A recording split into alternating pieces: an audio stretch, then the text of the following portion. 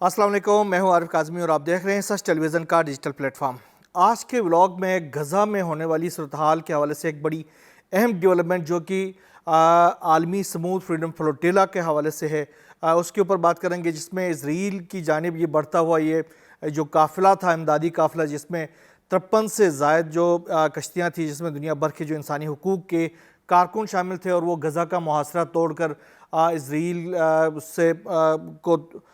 پیچھے دھکیلتے ہوئے غزہ کے اندر خوراک اور امدادی سامان اور خاص طور پر صحت سے متعلق ادویات وغیرہ وہاں پر پہنچانا چاہتے تھے، لیکن اسرائیل کی جو فورسز ہے انہوں نے اس قافلے کے شروع سے ہی اس کے اوپر مختلف مشکلات حائل کرتے رہے، اور ان کے اوپر حملے کرتے رہے، ان کے اوپر آگ کے گولے پھینکتے رہے، اور اب جب یہ غزہ کے قریب جب یہ غزہ کے پانیوں میں جب داخل ہو گئے ہیں تو باقاعدہ طور پر ان کے اوپر حملہ کیا گیا ہے اسرائیل کی جانب سے۔ سب سے پہلے ایک کشتی پہ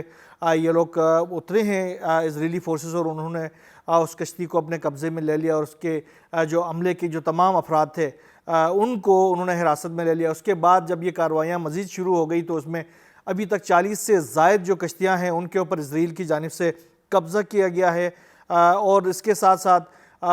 جو اس میں سوار جو انسانی حقوق کے کارکن ہیں ان کی گرفتاریاں جاری ہیں۔ پاکستان کی جانب سے سینیٹر مشتاق احمد اور 6 مزید پاکستانی اس قافلے میں شامل تھے، جن کو بھی حراست میں لے لیا گیا ہے۔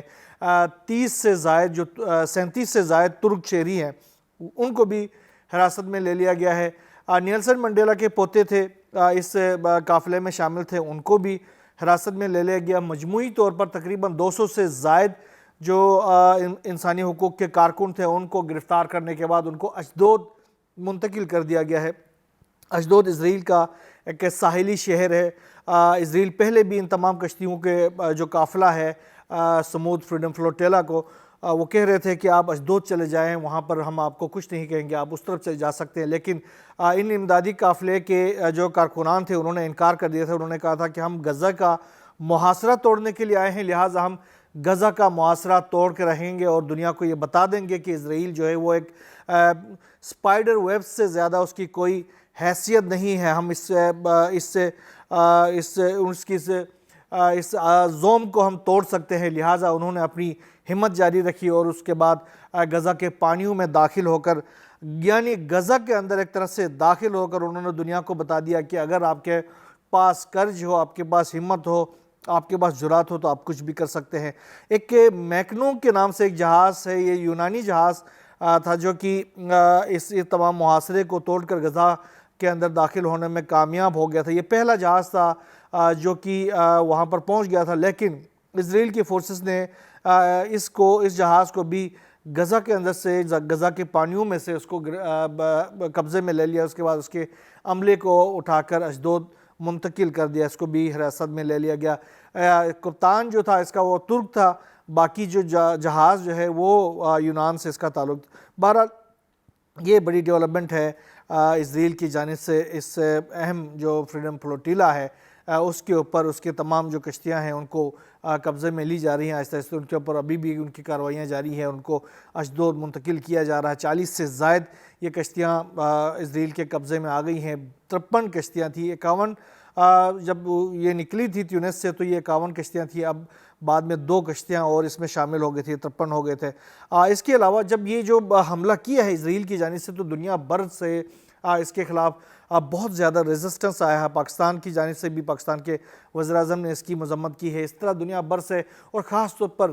مغربی ممالک کی جانب سے بہت زیادہ ریزسٹنس آیا، احتجاج دنیا بھر میں احتجاج شروع ہو گیا ہے۔ خاص طور پر مغربی ممالک کے اندر جو احتجاج کا سلسلہ وہ بہت بڑے پیمانے پر شروع ہو گیا ہے۔ کولمبیا کی جانب سے اس پر ایک بہت بڑی کارروائی کی گئی ہے۔ کولمبیا کے جو صدر ہیں گستاو، انہوں نے اسرائیل کے جو سفارتکار ہیں ان کو ملک بدر کر دیا ہے اس کارروائی کے بعد۔ جوابی اقدام کے طور پر یہ گستاو صاحب جو ہیں وہ انہوں نے پہلے بھی کہا ہوا ہے کہ وہ ایک عالمی اتحاد بنانا چاہتے ہیں، فوجی اتحاد، جس کا کی سربراہی بھی وہ خود کرنا چاہتے ہیں۔ چونکہ وہ سابق جنگجو رہے ہیں لہٰذا وہ کہتے ہیں کہ میں خود اس فوج کی سربراہی کروں گا اور ہم اسرائیل کو ہم دھکیل سکتے ہیں، پیچھے دھکیل سکتے ہیں، اسرائیل کو وائپ آؤٹ کر سکتے ہیں اور غزہ کو لبریٹ کر کے فلسطینی ریاست قائم کر سکتے ہیں۔ انہوں نے دنیا کو دعوت بھی دی تھی، اور ساتھ ساتھ امریکی اور اسرائیل کے جو فورسز ہیں ان کو کولمبیا کے صدر نے کہا تھا کہ آپ لوگ اپنے ان ظالم حکمرانوں کے خلاف بغاوت کر لیں اور ان کے اوپر اپنا اسلحہ تان لے جو آپ کو ظلم کی طرف دھکیل دیتے ہیں۔ تو یہ جو جری شخص ہے جس نے خاص طور پر مسلم دنیا کا دل جیت لیا، کیونکہ مسلم دنیا کے کسی حکمران نے آج تک اس طرح کا کوئی سٹیٹمنٹ دینے کی ہمت نہیں کی ہے، سوائے چند ممالک کے یا کچھ ممالک کے یا ایک یا دو ممالک کے، اس کے علاوہ کسی میں یہ ہمت نہیں دیکھی گئی۔ عوام غزہ کے ساتھ ہیں اور ان کے جو حکمران ہے وہ کسی اور کے ساتھ ہیں۔ یہ ایک ڈائلیما ہے مسلم ورلڈ کا، جو کہ اس وقت مسلم ورلڈ جو ہے وہ جس کا شکار ہے۔ اس کے علاوہ اسرائیل کے جو حملوں کا سلسلہ ہے غزہ اور مغربی کنارے اور فلسطین کے دیگر علاقوں کے اوپر، ابھی ایک بڑی کارروائی اسرائیل کے جو فورسز نے جو کی تھی مغربی کنارے کے علاقے میں، جو دو کم سن بچے تھے جن کو حراست میں لیا گیا تھا جاسوسی کے الزام میں، اس کے اوپر ساری دنیا چیخ پڑی ہے کہ یار یہ جو دو بچے ہیں جن کی عمریں جو کھا بھی نہیں سکیں گے شاید اپنے ہاتھ سے، وہ سپون فیڈنگ بچے ہیں، ان کو اسرائیل کی جو فورسز ہیں انہوں نے اس علاقے میں جو کہ اس وقت یہ جو نام نہاد فلسطینی اتھارٹی ہے محمود عباس کی، اس کے انڈر میں ہے، وہاں پر اتنے دندناتے ہوئے یہ پھر رہے کہ انہوں نے ان بچوں کو اپنے حراست میں لے لیا، ان کے اوپر یہ الزام لگایا کہ یہ بچے جو ہیں وہ جاسوسی کر رہے تھے۔ تو یہ دنیا بھر سے لعنتیں آ رہی ہیں اسرائیل کے لیے اس کے بعد سے، اور دوسری طرف یہ بھی ایک یہ انکشاف بھی ہو گیا دنیا کے اوپر، یہ واضح بھی ہو گیا کہ یہ جو مغربی کنارہ ہے یہ بھی اس وقت محمود عباس نام کے جو ایک وہاں پر بیٹھے ہوئے ہیں شخص، اس کے انڈر میں نہیں ہے، بلکہ وہ بھی اسرائیل کے قبضے میں ہے، اور باقی غزہ کے اندر وہ اسرائیل قبضہ نہیں کر سکا۔ تو اس کی وجہ یہ ہے ابھی تک مکمل طور پر، اور وہاں پر ریزسٹنس ہے اور حماس کی جانب سے مسلسل اس میں ریزسٹنس کیا جا رہا ہے۔ اس کے ساتھ ساتھ جو حملے کیے جا رہے اسرائیل کی جانب سے گزشتہ 24 گھنٹوں کے دوران 51 فلسطینی شہری جو ہیں وہ مزید شہید ہو چکے ہیں اور 181 سے زائد افراد زخمی ہو چکے ہیں۔ یہ اسرائیل کی جانب سے جو حملے کیے جا رہے ہیں، القسام بریگیڈ، القدس بریگیڈ، جہاد اسلامی اور دیگر جو مزاحمتی تنظیمیں ہیں ان کی جانب سے مسلسل اسرائیل کے اوپر حملے کیے جا رہے ہیں۔ 15 میزائلز داغے گئے ہیں، راکٹس داغے گئے ہیں القسام کی جانب سے غزہ سے مقبوضہ جو ٹیریٹری ہے اس کے اوپر، اور ان میں سے متعدد جو ہے وہ انہوں نے انٹرسپٹ کر لیے، لیکن متعدد یہ جو راکٹس تھے وہ انہوں نے جا کر اپنے اہداف کو اچیو کیا۔ ایک ایسی فورس یعنی حماس جو کہ عطاب کا شکار ہے، گزشتہ 1.5 سال سے اسرائیل بمبنگ کر رہا ہے، اس کے باوجود ایک ایسے موقع پر جب حماس کو یہ کہا جا رہا کہ آپ نے ڈس آرم ہونا ہے، اور حماس نے 15 سے زائد جو راکٹس ہے وہ اسرائیل کے اوپر برسا کر یہ واضح کر دیا ہے کہ جو تم ڈیمانڈ کر رہے ہو اس ڈیمانڈ کو ہم پورا تو نہیں کر سکتے، ہم تمہارا ڈیمانڈ اس طرح پورا کر سکتے ہیں کہ ہم آپ کے اوپر ابھی بھی میزائل باری کر رہے ہیں، اور آپ میں ہمت ہے تو ہمیں ڈس آرم کر کے دکھا دیں۔ اس کے ساتھ ساتھ ہم اگر ایران، امریکہ اور اسرائیل کے درمیان جو کشیدگی ہے اس کے حوالے سے دیکھے جائے تو صورتحال بڑی گمبھیر ہوتی جا رہی ہے، خاص طور پر یہ جو ٹرمپ جو گیم کھیل رہا ہے مسلم ورلڈ کے کچھ رہنماؤں کے ساتھ مل کر، اس کے نتائج جو ہے وہ سامنے آنا شروع ہو گئی ہیں۔ ابھی ایک بڑی اطلاع ترکی سے آ رہی ہے، جہاں پر ترک میڈیا کی جانب سے کہا گیا ہے کہ ترکی کے جو صدر ہیں رجب طیب اردوان، انہوں نے ایران کے کچھ افراد اور اداروں کے اوپر پابندیاں عائد کر دی ہیں، باقاعدہ پابندیاں عائد کر دی ہے۔ یہ جو پابندیاں ہیں وہ مبینہ طور پر ایران کی جو یورین افزودگی کی سرگرمیوں سے متعلق افراد اور اداروں کے اوپر لگائی گئی، اور ان کے جو اثاثے ہیں وہ منجمد کیے گئے ہیں، جن میں فوجی، تحقیقی، توانائی، بینکاری اور بحری شعبوں سے متعلق 20 افراد اور 18 کمپنیاں شامل ہیں، جن کے اوپر ترکی کے صدر رجب طیب اردوان کی جانب سے پابندیاں عائد کی گئی ہیں۔ جبکہ ایران کا ایک وفد بھی، فوجی وفد بھی ترکی پہنچا ہوا تھا، اور انہوں نے ترکی کو شاید خبردار کرنے کے لیے پہنچا ہوا تھا کہ جو آگے اس کے ڈیزائن سے اس وقت جو امریکہ اور اسرائیل مل کر ایران کے اوپر ایک بہت بڑا حملہ کرنے والے ہیں آگے آنے والے دنوں میں، تو اس کے اوپر جو ان کو کچھ پتہ چل گیا ہوگا ایرانیوں کو، لہٰذا ایرانیوں نے اپنے ایک وفد بھیج کر ان کو بتا دیا تھا کہ یہ جو آپ کر رہے ہیں وہ کچھ اچھا نہیں کر رہے ہوں گے۔ بہرحال اب یہ پابندیاں عائد کر کے ترکی نے کلیئر کر دیا، اگر یہ واقعی اس طرح ہے، ابھی اس کی تحقیق ہونا باقی ہے، یہ ترک میڈیا کی جانب سے یہ چیزیں سامنے آئی ہیں تو یہ بہت بڑی بات ہے کہ ایران کے مخالفین میں ایک بڑا اسلامی ملک بھی کھل کر سامنے آ گیا ہے۔ اس کے علاوہ امریکہ نے ایران کی وزارت دفاع سے متعلق 21 اداروں اور 17 افراد پر نئی پابندیاں عائد کر دی ہے، جس میں ان کے جو جوہری پروگرام سے متعلق متعدد افراد اور ادارے بھی شامل ہیں، جبکہ برطانیہ نے ایران کے ایٹمی پروگرام سے وابستہ 121 افراد اور اداروں پر پابندیاں عائد کر دی ہے، جبکہ 2 دن پہلے برطانیہ نے 62 اداروں کے اوپر پابندیاں عائد کی تھی۔ اب G7 ممالک کی جانب سے بھی ایران کو ایک دھمکی دی گئی ہے، اور G7 ممالک کی جانب سے کہا گیا کہ آپ جو ہیں وہ IAEA کے ساتھ ایک تو تعاون جو ہے وہ بحال کریں، اور ان کے جو انسپیکٹرز ہیں ان کو ایران کے جو جوہری پروگرام ہے اس کے معائنے کی اجازت دے دیں، اور دوسرا امریکہ کے ساتھ براہ راست مذاکرات کریں، ورنہ نتائج کے لیے تیار ہو جائیں۔ یہ ایران کو G7 ممالک کی جانب سے دھمکی دی گئی ہے، اور ساتھ ہی جو عبرانی میڈیا ہے، جو اسرائیل کا جو میڈیا ہے، اس نے یہ انکشاف کیا ہے کہ امکان یہ ہے کہ امریکہ اور اسرائیل 5 سے 15 اکتوبر کے درمیان ایران کے اوپر ایک بہت بڑا حملہ کرنے جا رہے ہیں۔ اب آج کی جو کہانیاں ہیں وہ میں آپ کو بتا دوں۔ آج جو ڈیولپمنٹس ہوئی ہیں وہ یہ ہے کہ اسرائیل کا جو ایئر سپیس ہے وہ خالی کرا لیا گیا تھا۔ اس کے ساتھ ساتھ جو الودید کا جو ایئر بیس ہے، اس میں نے کل بھی اپنے ولاگ میں کہا تھا کہ اس میں تقریباً کوئی درجنوں کے حساب سے جو ری فیولنگ جو طیارے ہیں امریکہ کے، وہ وہاں پر لینڈ کر گئے تھے۔ اور آج کی جو خبر تھی وہ یہ تھی کہ یہ جو طیارے ہیں، کچھ قطر کے طیارے، کچھ ترکی کے طیارے اور امریکی طیارے وہاں پر کچھ خاص قسم کی ایکٹیویٹی قطر کے الودید ایئر بیس کے ارد گرد کر رہے تھے۔ اب یہ کیا مقاصد تھے؟ اور اس کے ساتھ ساتھ ایک جو C-130 جو طیارہ کارگو طیارہ ہوتا ہے، ملٹری طیارہ ہوتا ہے امریکہ کا، اس کو شیراز کے اوپر، جو ایران کا جو شہر ہے اہم ترین، اس کے اوپر بھی اس کو لوکیٹ کیا گیا ہے، اس طیارے کو۔ اب ایران کی جو ایجنسیاں ہیں وہ یہ دیکھ رہی ہیں کہ کہیں ہمارا جو رڈار سسٹم ہے وہ میل فنکشننگ تو نہیں کر رہا تھا، جس کے نتیجے میں یہ ساری صورتحال ہوتی ہوئی نظر آ گئی۔ اور اگر میل فنکشننگ نہیں کر رہا تھا تو یہ جو امریکی طیارہ تھا، کارگو طیارہ، یہ بیسیکلی سامان کو، جو ملٹری سامان ہے اس کو ادھر ادھر کرنے کے لیے ٹرانسپورٹ طیارے کے طور پر استعمال ہوتا ہے، لیکن وہ طیارہ شیراز کے فضاؤں کے اوپر کیا کر رہا تھا؟ بہرحال اس نے وہاں پر اس کو لوکیٹ کیا گیا ہے۔ اب یہ رڈار کی میل فنکشننگ تھی یا واقعی